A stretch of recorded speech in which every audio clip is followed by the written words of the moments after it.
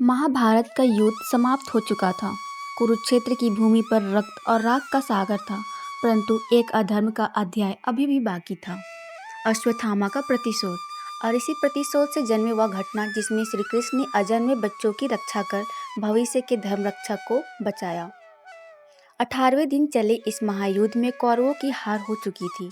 दुर्योधन मारा गया था और पांडव विजयी हुए थे, पर गुरु द्रोणाचार्य के पुत्र अश्वत्थामा के हृदय में पांडवों के प्रति क्रोध और प्रतिशोध की आग जल रही थी। एक रात क्रोध में अंधा होकर अश्वत्थामा ने पांडव शिविर में घुसकर द्रौपदी के पुत्रों उप पांडवों की नींद में ही हत्या कर दी। जब पांडवों ने यह सुना तो उन्होंने अश्वत्थामा को पकड़ लिया और उसका दिव्य मणि छीन लिया।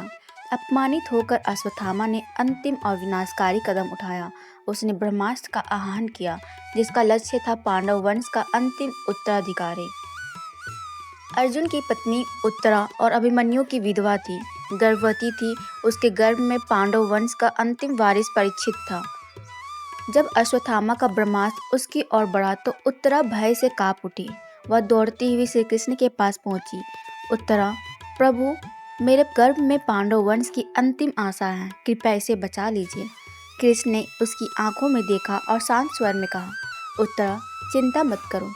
जब तक मैं हूँ, कोई भी शक्ति तुम्हारे गर्भ को हानि नहीं पहुँचा सकती। जब ब्रह्मास्त्र अग्नि के गोले की तरह आकाश से उतरने लगा, कृष्ण ने अपने दिव्य रूप का आह्वान किया। उनके चारों ओर तेज प्रकाश फैल गया, मानो 1000 सूर्यों का प्रकाश एक साथ प्रकट हो गया। कृष्ण ने अपने दिव्य चक्र और योग माया में एक अदृश्य कवच रचा, जिसने ब्रह्मास्त्र की ऊर्जा को रोक दिया। ब्रह्मास्त्र की ज्वाला शांत हो गई और गर्भ सुरक्षित रहा।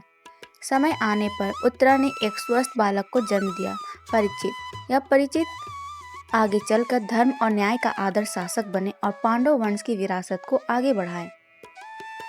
अश्वत्थामा ने ब्रह्मास्त्र से रक्षा की यह कथा हमें सिखाती है कि जब भक्त सच्चे विश्वास और समर्पण के साथ ईश्वर को पुकारता है तो ईश्वर स्वयं उसकी रक्षा के लिए प्रकट होते हैं।